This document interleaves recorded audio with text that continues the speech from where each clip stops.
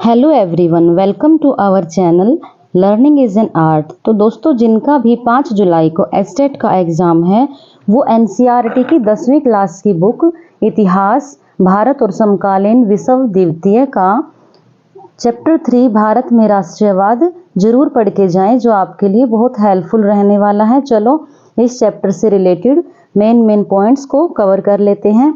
1920 ईस्वी के बाद का काल भारतीय इतिहास में गांधी युग के नाम से जाना जाता है। तो इसमें गांधी युग के जितने भी आंदोलन थे उनके बारे में हमें अच्छे से रीड कर लेते हैं, और जो आपके एचटेट एग्ज़ाम के लिए बहुत ज़्यादा हेल्पफुल रहेगा।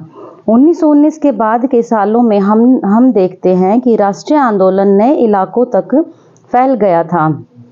उसमें नए सामाजिक समूह शामिल हो गए थे। 1919 ईस्वी में प्रथम विश्व युद्ध वर्साय की संधि के साथ समाप्त हुआ था, जिससे लोगों में, भारतीय जनता में अंग्रेजों के प्रति बहुत लगातार गुस्सा भड़क रहा था। उसके कुछ कारण इस प्रकार हैं।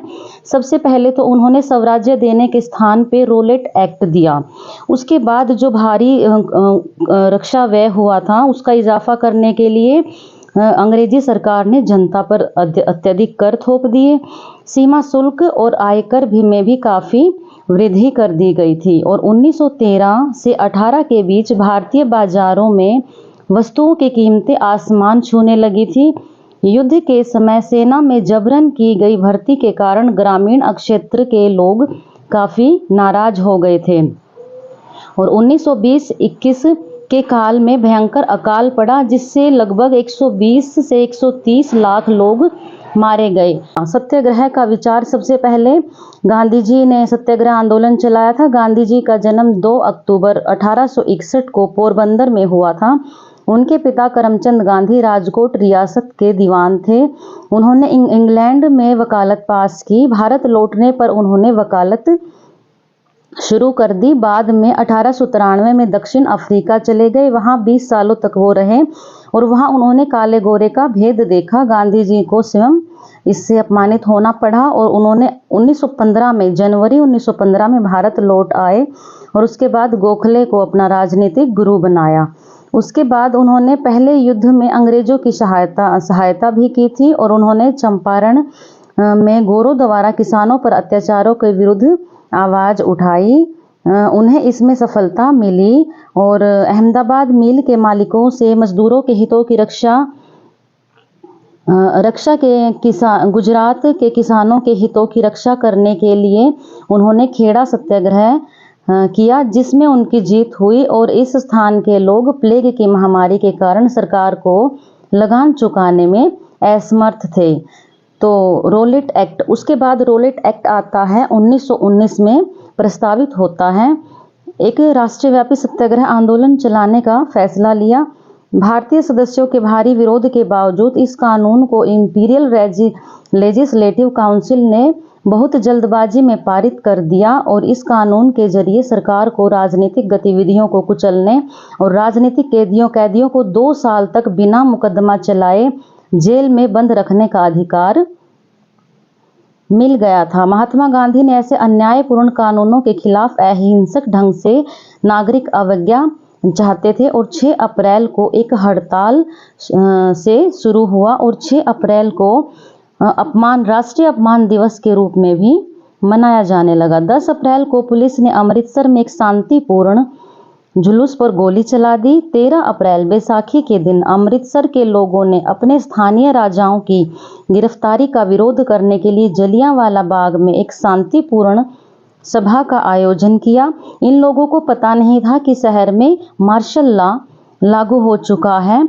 और उसके बाद जनरल डायर ने मशीन गन एकमात्र रास्ता जो था वहाँ पे लगाई और जनरल डायर ने हथियारबंद सैनिकों के साथ उन लोगों पे अंधाधुंध गोलियां चला दी और इससे सैकड़ों लोग मारे गए। और बाद में उन्होंने बयान दिया कि वो एक नैतिक प्रभाव जो है जनता पे डालना चाहते हैं। रोलेट एक्ट की घटनाओं को विभिन्न चरणों में इस प्रकार समझा जा सकता है। युद्ध की समाप्ति के बाद लोगों ने जो स्वराज की उम्मीद रखी थी वह एक मृच्छिका साबित हुई, यानी कि सब झूठ था।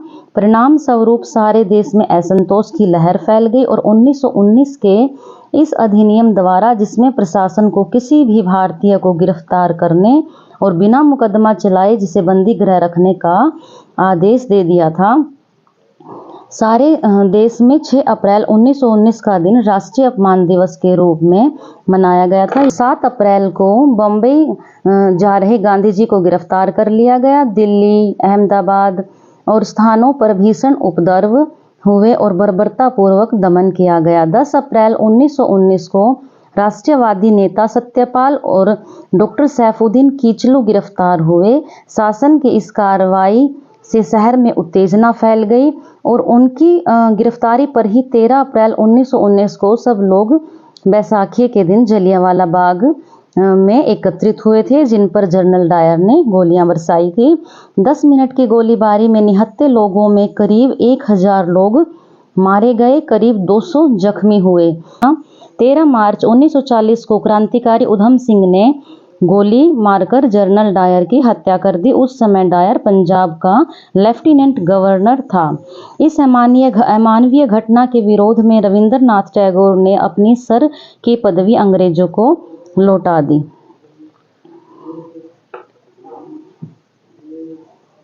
गांधी जी ने रोलेट एक्ट के प्रति उपजे असंतोष को और प्रभावी बनाने के लिए मुसलमानों के साथ मिलकर एक आंदोलन चलाने का मन बनाया। प्रथम महायुद्ध में तुर्की ने ब्रिटेन के विरुद्ध लड़ाई की और उससे 1919 में मोहम्मद अली और शौकत अली, अबुल कलाम आज़ाद, हजरत मोहानी व अन्य नेताओं के नेतृत्व में आंदोलन चलाया गया और तुर्की के सुल्तान को खलीफा, जो एक धार्मिक नेता है, भी माना जाता था। इसलिए तुर्की के प्रति हो रहे अन्याय के खिलाफ जो आंदोलन चलाया गया उसे खिलाफत आंदोलन का नाम दिया गया। हिंदू मुस्लिम एकता स्थापित करने के लिए महात्मा गांधी जी ने खिलाफत कमेटी में शामिल हो गए और कांग्रेस ने भी इसका समर्थन किया। असहयोग ही क्यों अपनी प्रसिद्ध पुस्तक हिंद स्वराज जो उन्होंने प्रकाशित की थी में महात्मा गांधी जी ने कहा, भारत में ब्रिटिश शासन भारतीयों के सहयोग से ही स्थापित हुआ है और यह शासन इसी सहयोग के कारण चल पा रहा है। अगर भारत के लोग अपना सहयोग वापस ले लेते हैं तो साल भर के भीतर ब्रिटिश शासन ढह जाएगा और स्वराज की स्थापना हो जाएगी। गांधी जी द्वारा बनाए गए असहयोग कार्यक्रम को कांग्रेस ने अपने कलकत्ता अधिवेशन में अपनाया और जिसकी पुष्टि नागपुर अधिवेशन में की गई। सबसे पहले इनकी स्ट्रेटेजी क्या थी वो देख लेते हैं। विदेशी माल का बहिष्कार करना, उपाधियों को त्याग करना, स्थानीय संस्थाओं में नामजद सदस्यों का त्यागपत्र, सरकारी दरबारों में उपस्थित होने से इनकार करना, धीरे कचहरियों का वकीलों और विवादियों द्वारा धीरे धीरे बहिष्कार करना आदि इसकी स्ट्रेटेजी थी। और सैनिक क्लर्कों, मजदूरों और सरकारी कार्य करने से इनकार करना, विधानमंडलों का बहिष्कार करना।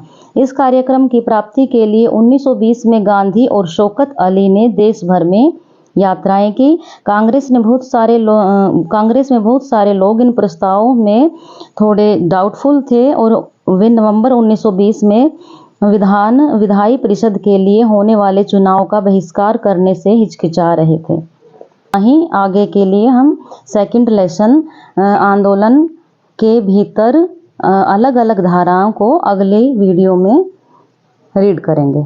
धन्यवाद।